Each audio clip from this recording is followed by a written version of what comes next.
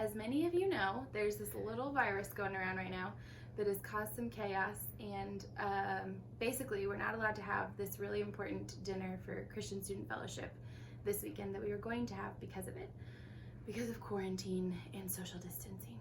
So I still wanted to give my little blurb. They asked me to speak a little bit about missional living, and so I just wanted to give a smaller blurb version of what I was going to do at the dinner.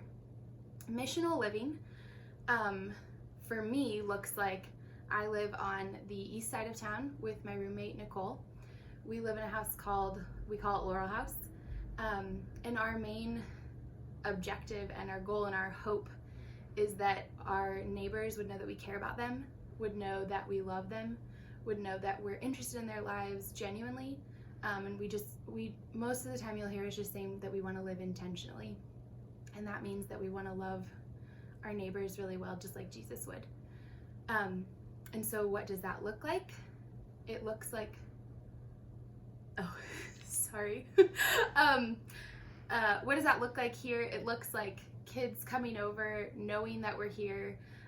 They want to play games with us. They want to do homework with us. They want to just sit and read with us. We do community dinners every month where we invite different members from our community over and just make a bunch of food and eat and fellowship and talk, and it's just really good. And it's things that I would not be experiencing today if CSF had not laid the foundation for that.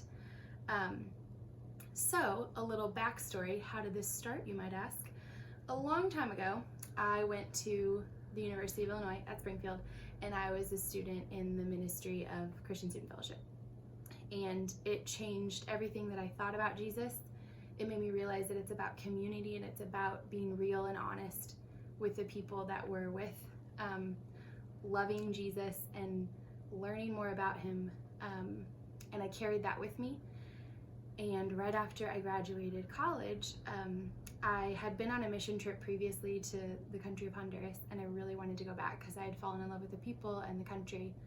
And so I literally just got on Google and Googled teaching English in Honduras, and I found a school that I ended up going to teach at for a year, and I taught 7th, 8th, and 9th grade English to bilingual students, so they spoke Spanish, but I only knew English. And that was also a choice, a missional living choice that I made because, again, the foundation that was set for me was CSF, and it was really important because I continued to want to have those relationships with people. I wanted to let younger people know. My passion has always been kids, really whatever the age, but just like growing with them and connecting with them and letting them know also that Jesus cares for them. And the best way I know how to show that Jesus cares for other people is to show them that I care for other people. Because I believe that if I'm following Jesus, people will see that in whatever way that they do. And again, those are things that I wouldn't have done with my life had it not been for CSF kind of starting that and God using that to plant just a desire for community in my life. So anyway, I came back after a year, and I was in a small group, and I heard through the grapevine kind of these two girls who were moving into a house, and my friend literally just told me, what if I told you you could live somewhere for free and all you had to do is love Jesus? And I was like, what? And essentially I met with these two girls, Nicole and Margot, and they had been working with a church, Knox Knolls Free Methodist, which is a church on the west side of town that we go to. But I didn't at the time.